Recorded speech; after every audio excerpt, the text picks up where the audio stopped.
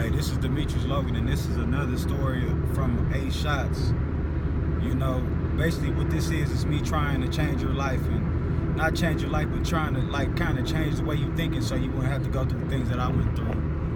I remember the first time I sold crack. The first time I sold crack, I had to be every bit of 19 years old. I had just got out of school. I was working at McDonald's job, and somehow, some way, I ended up getting let go from that job. Well, no, I quit that job because they had started cutting down my hours like real bad. I guess that's how they do it in places like that. And then they expect you to live and expect you to be able to do stuff like pay bills or even pay a cell phone bill. How are you supposed to pay a cell phone bill on a 2-day check? On a 2-day 8-hour check for the whole week. And not saying that, not saying 8 hour, I mean like, what's that, 16 hours cut up in 5 days. You're doing 3-hour days, stuff like that. McDonald's used to be on some craziness. But anyway, I remember when I had let go of that job and I was trying to figure out what I was gonna do next. And I stumbled up onto some rocks, man, dealing with some people. I had a bunch of friends back then who used to deal with all kind of stuff like lean and rocks and pills and stuff, and I end up, asking one of my friends, like, how that go, or what it do, or, how you break it down, how you cut it up, and he just broke everything down to me.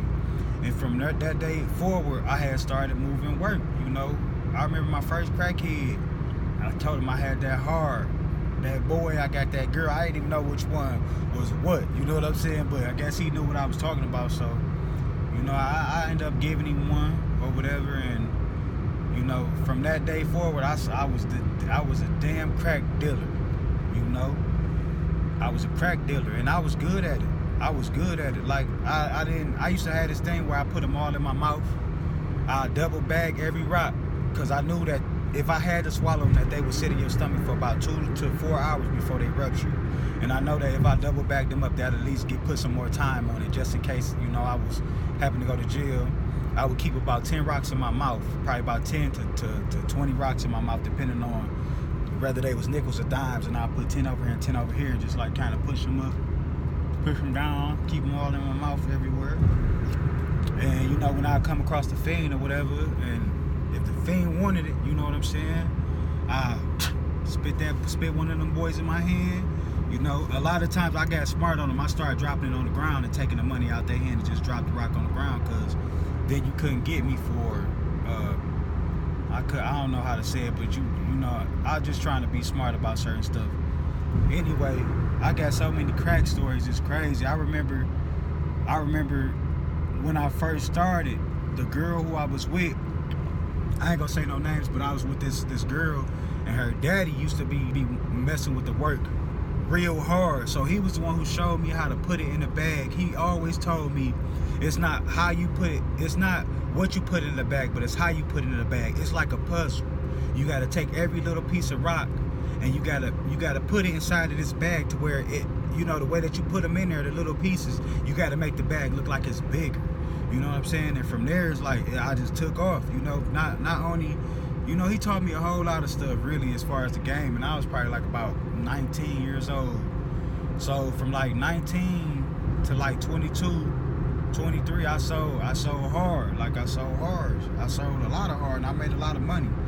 I'm talking about I made it like anywhere from 5 to 7 bands a week of hard. I had this one dude coming from a whole nother city, and he would come and he would spend $1,500 2 to 3 times a week, every week. So I ain't never had to worry about none of that. Where I'm gonna get my money. I don't know. It just took off. It took off. I remember I got so many stories behind that. It's crazy. You know what I'm saying? Like, but I'm not even gonna get into that right now. What I'm gonna get into is just saying, instead of me selling work or whatever, I could have did something else, and it probably could have changed my life. Like I could have got another job doing apartment maintenance, because that's what I went to school for apartment maintenance. Them jobs pay pretty good, $15, $16, $17, $20 an hour, depending on where you are. And that's just apartment. Not to mention, I could have done maintenance somewhere else. But anyway, I don't know. I'm just saying, man. It's all the steps in my life that I took led up to me getting shot 8 times.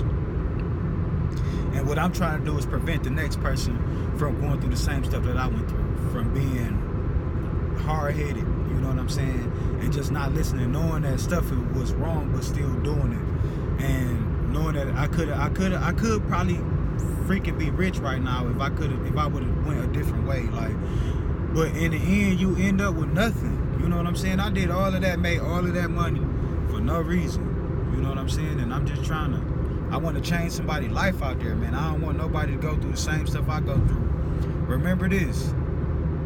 There's a lot of people out in the world that want to see you do good. They just don't want to see you do better than them. And them are the people that you don't need in your life at all. You want people in your life that's not going to wish you well, but they're going to help you do well. You know what I'm saying? You don't want nobody hoping well for you, but you want somebody who's actually going to get out there and help you get to where you're going. And that's the type of people that you want in your life. And I'm really just trying to put a word out, man, so that maybe somebody else's life can change, you know. Because I could have been dead, you know. Who says the next person won't be? You know what I'm saying? So with that being said, this is another episode or story or video, whatever you want to say, of 8 shots, and I'm gonna come with some more. I got so many stories, it's crazy. Crack stories, heroin stories, lean story, pill stories, like pill popping. Like, I'm so happy that my life changed, and it changed for the better, you know what I'm saying? And I just want to thank God that it wasn't too late for me. Even though a lot of you people might think it was too late, I was hard-headed, man. It's so much stuff led up to me getting shot. It's crazy. All I had to do was listen. If I would have listened, then a lot of stuff would have changed. But anyway, don't worry. We're gonna get it together. I'm gonna try to help whoever I can out there, man. Just stay away from all the craziness that's going on in this world, man. Just believe in God, and if you believe in Him, everything good will happen for you. I promise. But you gotta have that faith. You gotta have it in your heart. And me, I'm not perfect, and I'm not living 100% by God's words, but I do know who He is. And by me knowing who He is, I'm gonna keep on using Him and using me to try to help you. You know what I'm saying? And with that being said, we're gonna keep it going. So this is, and subscribe to my page, man. It's called 8 Shots. It's simple. 8 shots. I got shot 8 times. It's called 8 Shots. Man, subscribe, man. See what it be. I got a bunch of stories for you, man. I got stories of crackheads running off on me. You know what I'm saying? When I was trying to learn, I think that's gonna be my next story for y'all, man. We're telling about how the fat crackhead ran off on me, man. When they tell you can't catch a crackhead, that is true. You can't catch a crackhead. I don't care if it's skinny, fat, whatever. I'll let y'all know. But anyway, this is another episode of 8 Shots. Get at me and subscribe to my page, Demetrius Logan. Get at me.